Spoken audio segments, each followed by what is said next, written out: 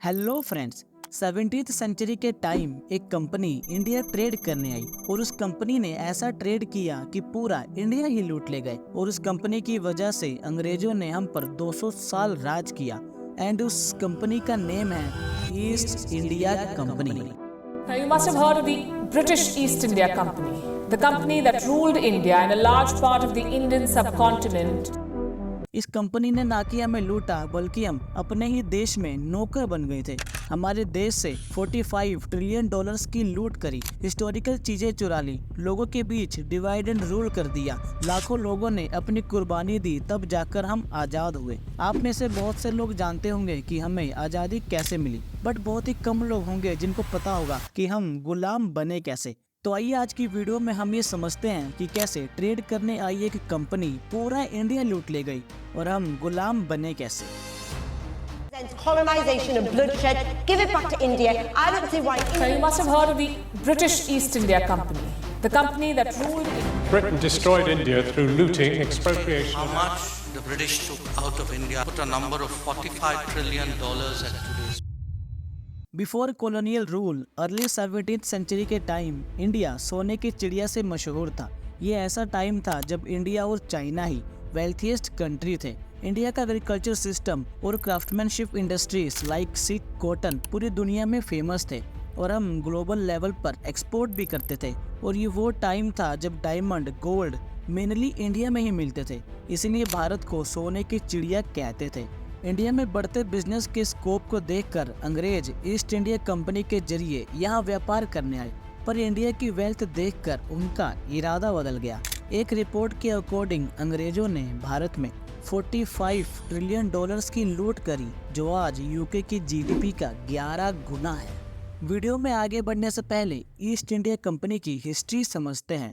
British east India company 1600 में queen Elizabeth द्वारा बनाई गई थी ताकि वो ईस्ट इंडीज यानी इंडियन सब कॉन्टिनेंट और साउथ ईस्ट एशिया से व्यापार कर सके। इनिशियली ईस्ट इंडिया कंपनी के साथ सिर्फ स्पाइसेस का ही ट्रेड होता था। 17th सेंचुरी के time east India company Bharat के कई कोस्टलाइन एरियाज जैसे सूरत, बॉम्बे, मद्रास, कलकत्ता में ट्रेड करना शुरू कर दिए थे, जिससे वो इंडिया के कई एरियाज में एंटर कर चुके थे।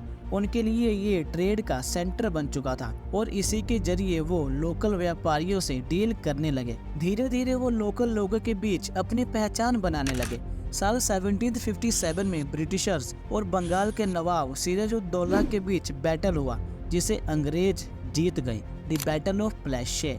और यहीं से अंग्रेजों का भारत पर राज करना शुरू हो जाता है। बैटल जीतने के तुरंत बाद ही उन्होंने बंगाल और उसके पास के कई एरियाज पर कब्जा कर लिया और वहां अपना रूल एंड रेगुलेशंस लागू करने लगे।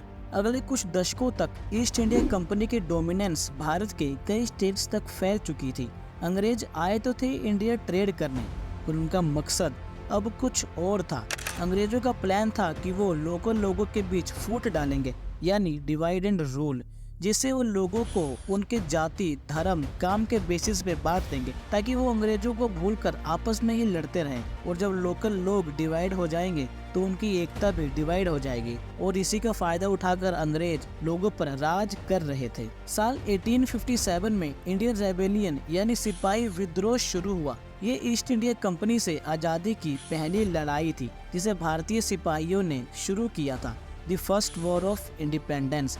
ये विद्रोह तब शुरू हुआ जब अंग्रेजों ने सिपाहियों को न्यू राइफल कारतूस यूज करने को कहा, जो गाय और सूअर की चर्बी से बनी थी, जिससे ऑफ कोर्स हिंदुओं और मुसलमानों की धार्मिक भावनाएं हर्ट हुई थी। इसलिए सिपाहियों ने उसे यूज करने से मना कर दिया और इसके रिजल्ट में अंग्रेजों ने सिपाहियों को बंदी बनाकर जेल में डाल दिया। और फिर अंग्रेजों और सैनिकों के बीच पहली लड़ाई हुई, जो 1.5 साल तक चली, बट अनफॉर्चुनेटली जीत अंग्रेजों की हुई। और इसका रिजल्ट ये था कि ब्रिटिशर्स ने ईस्ट इंडिया कंपनी की सर्विसेज हटाकर भारत पर डायरेक्ट कंट्रोल कर लिया। भारत अब ब्रिटिश एम्पायर का हिस्सा बन गया, यानी अब एडमिनिस्ट्रेटिव पावर, इकोनॉमी, टैक्सेशन सब कुछ ब्रिटिशर्स के कंट्रोल में था। वो अपनी नई नई पॉलिसीज, टैक्सेस लागू करने लगे। साल 1858 से लेकर 1947 तक भारत अंग्रेजों के डायरेक्ट कंट्रोल में था और इस 90 ईयर्स के पीरियड में अंग्रेजों ने कई अलग अलग तरह की पॉलिसीज और रिफॉर्म्स निकाले जो लोगों के खिलाफ थे, जिसके चलते लोगों का शोषण होने लगा, इकोनॉमी डाउनफॉल पे जाने लगी। अपने ही देश में लोग अब अंग्रेजों के नौकर बन गए थे। अब लोगों के बीच अंग्रेजों के लिए नफरत और गुस्सा बढ़ने लगा, जिसके चलते 20th सेंचुरी में Indian independence movement momentum gain करने लगा। अब लोग अंग्रेजों के खिलाफ खड़े होने लगे। वर्ल्ड वॉर सेकेंड के बाद ब्रिटिश गवर्नमेंट पर इंडियन इंडिपेंडेंस मूवमेंट के चलते प्रेशर बनने लगा और अंग्रेजों ने भारतीय स्वतंत्रता सेनानियों के सामने घुटने टेक दिए और भारत के 2 टुकड़े करवा के अंग्रेज वापस लौट गए। पर वो अपने जाने से पहले ही इंडिया से 45 ट्रिलियन डॉलर्स की लूट करके ले गए थे, जिसमें हमारा कोहिनूर भी शामिल था। अगर आपको ये वीडियो अच्छी लगी हो तो इसे लाइक जरूर करना और ये मेरा पहला वीडियो है तो प्लीज़ कमेंट में अपना फीडबैक जरूर देना।